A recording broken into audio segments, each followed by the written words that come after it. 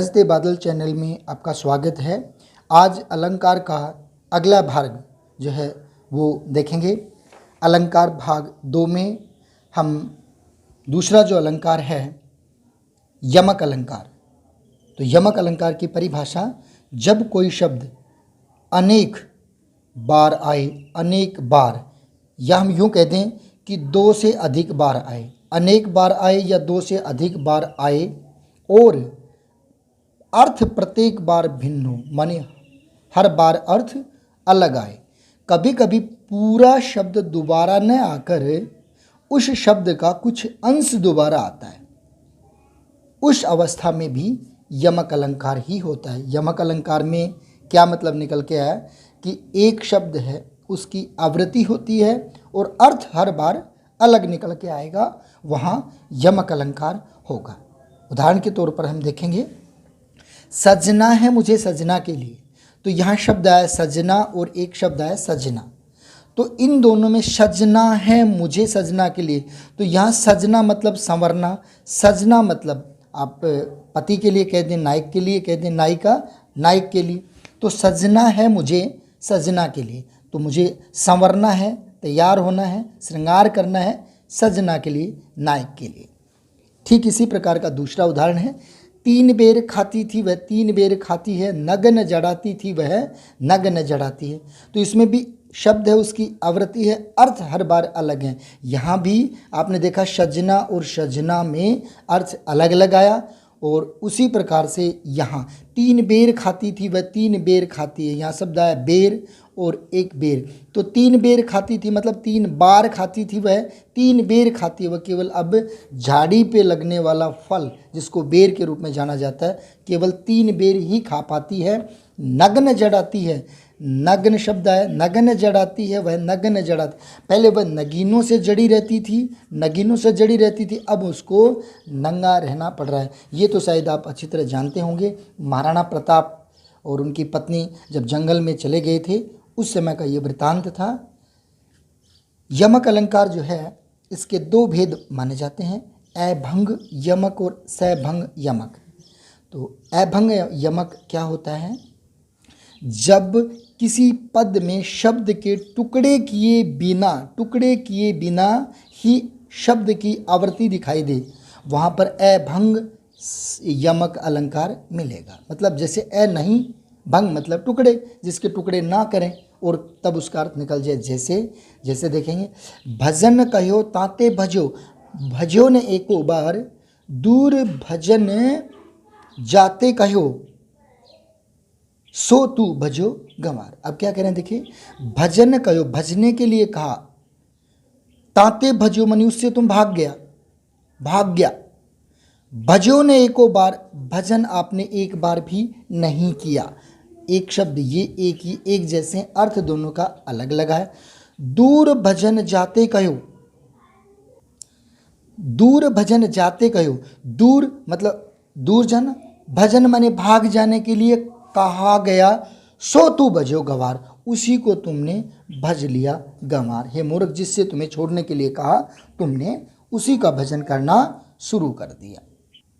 इसका जो नीचे सरलार्थ करके दे दिया है, मुझे जिसकी भक्ति करने के लिए कहा गया या तुझे जिसकी भक्ति करने के लिए कहा गया उस भगवान से दूर भाग गया, तथा जिससे दूर भागने के लिए कहा गया और उसी का तू भजन करने लगा। तो ये था अभंग सलेस का उदाहरण। एक और उदाहरण देखेंगे, दीर्घ सांस न लेई दुख, दीर्घ सांस न लेई दुख, सुख साई न भूल, दई दई क्यों करत है दई दई कबूल। और ठीक उसी प्रकार का एक उदाहरण और ले लेते हैं, काली घटा का घमंड घटा, ये घटा और ये घटा, तो ये घटा समाप्त हो गया, या काली घटा जो आकाश में चढ़ करके आ रही है वो, और घटा नीचा हो गया, कम हो गया। दूसरा है सभंग यमक। तो जब किसी पद में शब्द में किसी शब्द के टुकड़े करने पर ही अन्य शब्द के समान आवृत्ति दिखलाई पड़ती है। टुकड़े करने पर शब्दों की आवृत्ति दिखलाई दे वहाँ सभंग यमक अलंकार होता है। टुकड़े करे बिना वहाँ पर हमें सभंग अलंकार यमक अलंकार दिखाई नहीं देगा। जैसे देखें, नी बल के बलराम, तो नी बल, ये बल नी से अलग कर लेंगे और बल यहाँ, तो आपने देखा कि इसके टुकड़े करने पर ही हमें यह दिखाई दिया। नहीं तो यहाँ नी बल, नी के साथ बल लगा हुआ था, बल के साथ राम लगा हुआ था, इनको अलग निकाला, बल बल, तो ये हमने टुकड़े किए इसलिए सभंग। ठीक उसी प्रकार से फूल रहे हैं फूल कर फूल, तो यहाँ फिर से फूल फूल और फूल, इनको टुकड़े करेंगे तभी ये निकल करके आएंगे। फिर कहें फिर तुम तम में, देखिएगा, फिर तुम तम में, फिर तुम तम में, मैं प्रियतम में, तो प्रिय से हटाएंगे इस तम को, तो ये तम और ये तम, ये दोनों यहाँ देखेंगे, अर्थात टुकड़े करने पर ये दिखाई देंगे। तो फिर तुम तम में, मैं प्रियतम में, हो जाएं दूर्त अंतर ध्यान। तो आपने देखा सभंग में टुकड़े करने पर ही हमें शब्द की पुनरावृत्ति मिलती है। आइए अगला अलंकार जो है वो देखें कि सलेस अलंकार। सलेस का मतलब होता है चिपकना, सलेस का मतलब होता है चिपकना, मानी एक ही शब्द के कई अर्थ चिपके जहां मिलेंगे वो क्या होगा, सलेस अलंकार। जब जहां एक ही शब्द के कई अर्थ निकलते हो वहां सलेस अलंकार होगा। एक ही शब्द के कई अर्थ निकलते हो वहां सलेस अलंकार होगा। ठीक है, इसी प्रकार से एक और दूसरी परिभाषा इससे मिलती जुलती जो शायद और सरल हो जाए। जब किसी पद में प्रयुक्त एक ही शब्द के अलग अलग संदर्भ के अनुसार अलग अलग अर्थ निकलते हों, संदर्भ के अनुसार अलग अलग अर्थ निकलते हों, तो अर्थ निकलते हों या प्रयुक्त हो रहे हों, वहाँ श्लेष अलंकार होता है। उदाहरण के तौर पर देखेंगे कि चरण धरत चिंता करत भावत नींद नशोर, सुबरन को ढूंढत फिर कवि कामी और चोर। यहाँ जो शब्द है सुबरन, ये जो है एक शब्द है, लेकिन कवि के लिए इस शब्द का अलग अर्थ लगता है, कामी के लिए इस शब्द का अलग अर्थ लगता है और चोर के लिए इसका अलग अर्थ लगता है। मतलब जो कवि के लिए अच्छा विषय रहेगा, कामी आदमी के लिए शरीर सुंदर, शरीर या सुंदरता रहेगा, वासना रहेगा, और तीसरा चोर के लिए सोना या धन लगेगा। तो एक ही शब्द के जब अलग अलग अर्थ निकलते हों, लगते हों, वहाँ पर जो है वह अपना सलेस अलंकार होगा। आइए आगे देखते हैं। सलेस अलंकार के भी दो भेद होते हैं, कई विद्वान तीन भी मांगते हैं, लेकिन यहाँ पर हम मोटे तौर पर देख रहे हैं कि दो भेद होते हैं। कौन कौन से? अभंग सलेस और सभंग सलेस, अभंग सलेस और सभंग सलेस। अब देखते हैं अभंग, जैसा कि आप पहले भी देख चुके हैं।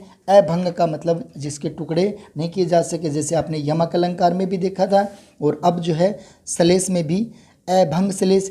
जब किसी पद में प्रयुक्त जो है श्लिष्ट शब्द के टुकड़े किए बिना ही शब्दकोश या लोक प्रसिद्ध अर्थ के अनुसार अलग अलग अर्थ प्रकट हो जाते हैं, तो तब जो है अभंग श्लेष अलंकार हो जाता है। मतलब जहाँ टुकड़े करने की आवश्यकता ना हो और सीधा का सीधा ही अर्थ निकल जाए, वहाँ पर अपना जो था अभंग श्लेष अलंकार होगा। जैसे हमने देखा, नर की अरु नर नीर की गति एक करी जोई, जे तो नीचो हुए चले ते तो ऊंचो होए।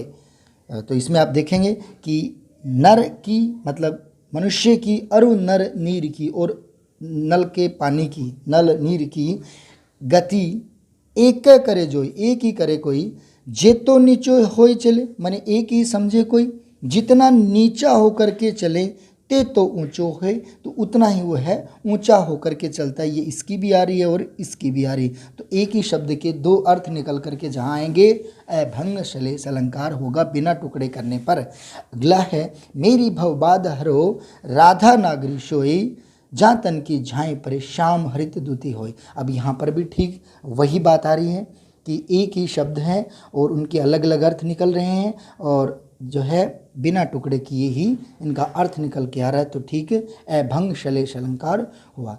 अगला जो था सैभंग श्लेष, मतलब जिसके सैभंग टुकड़े सहित, सैभंग टुकड़े सहित। तो जब किसी पद में किसी श्लिष्ट शब्द के टुकड़े करने पर ही एक से अधिक अर्थ प्रकट होते हो तो वहाँ जो था सैभंग श्लेष अलंकार होगा। अब देखते हैं, चिरंजीवो जोरी जुरै क्यों न स्नेह गंभीर, को घटी ए वृष भानुजा वे हलधर के वीर। अब इस शब्द को जब हम तोड़ेंगे तो वृष प्लस अनुजा, तो जो है वृषभ मतलब बैल की, अनुजा मतलब गाय, और इधर हलधर को, हल को धारण करने वाले मतलब बैल। इधर अगर करते हैं वृषभ, दूसरा अर्थ अगर निकालते हैं इसी का तोड़ करके तो वृषभ, वृषभ राजा की अनुजा मतलब पुत्री, वृषभ राजा की पुत्री। इधर हलधर जो है बलराम मानते हैं, तो बलराम के वीर मतलब भाई अर्थात कृष्ण। तो मतलब इनको तोड़ करके जब हम देख रहे हैं तब हमें यहाँ अर्थ दिखाई दे रहा है। तो तोड़ करके जब एक ही शब्द के कई अर्थ निकलते हों तो वहाँ शैभंग श्लेष अलंकार होगा। अगला जो अलंकार है वह है उपमा अलंकार।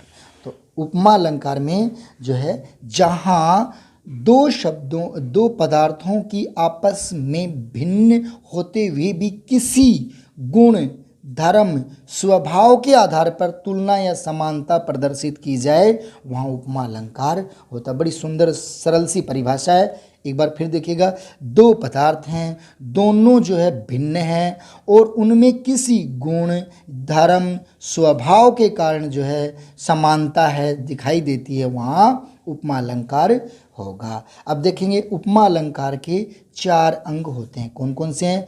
उपमेय, उपमान, साधारण धर्म, वाचक शब्द, ये 4 हैं।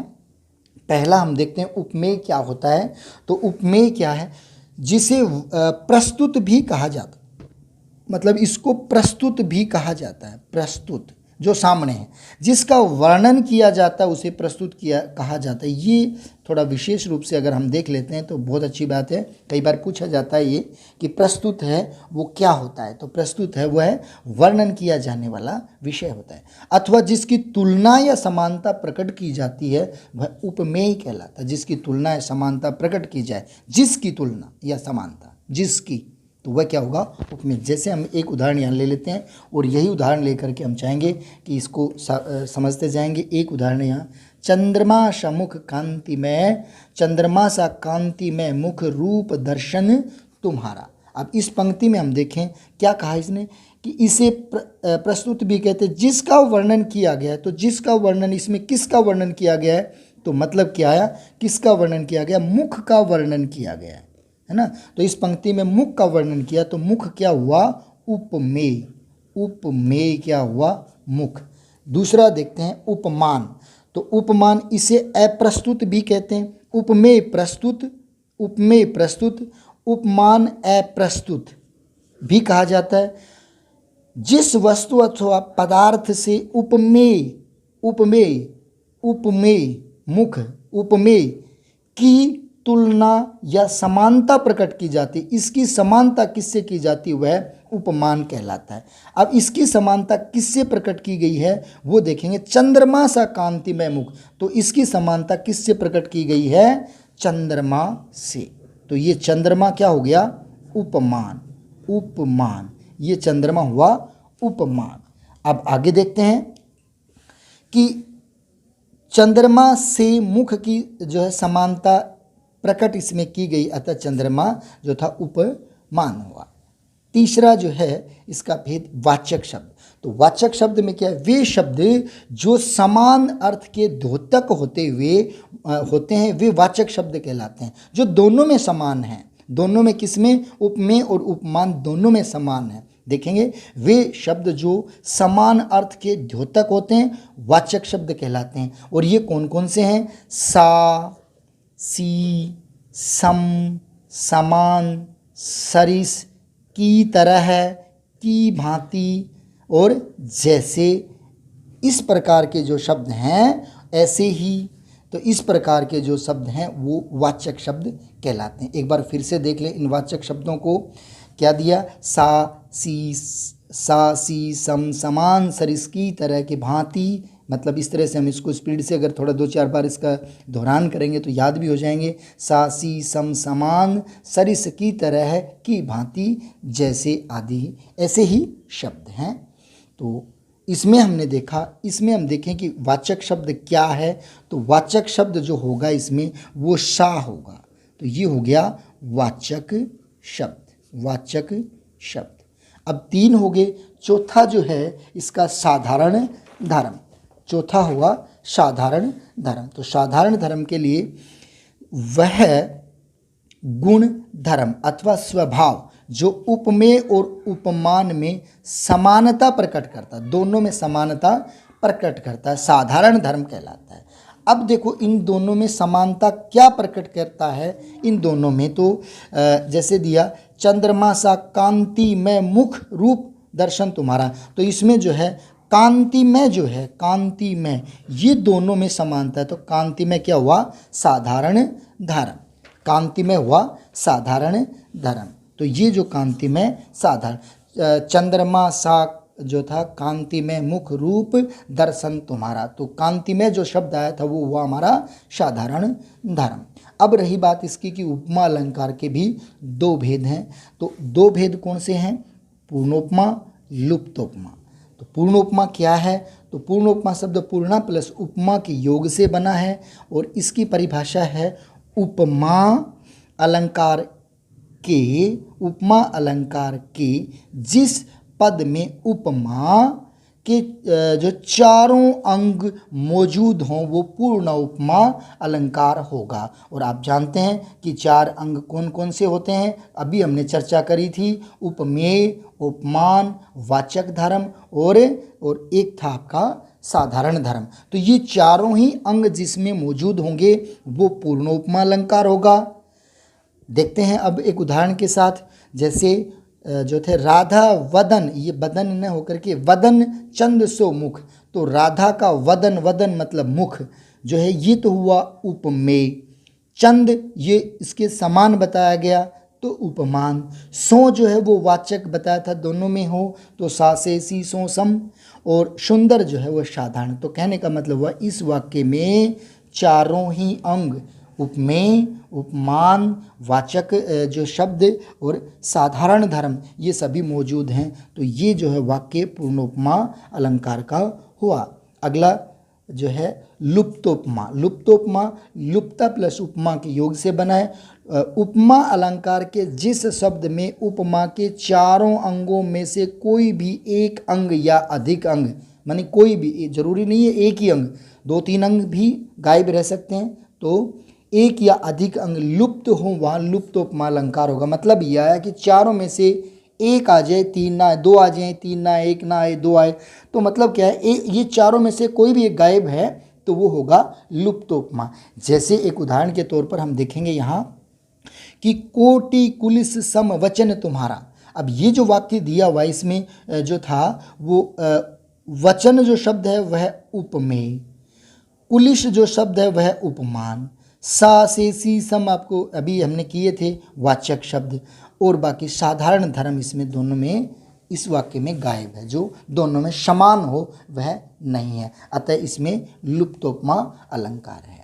ये छोटे छोटे वीडियो के माध्यम से मैं आपके अलंकार का एक अच्छे तरीके से अगर ये पाठ अलंकार का जो भाग है ये कर पाया तो ये मेरे लिए सौभाग्य की बात होगी। धन्यवाद।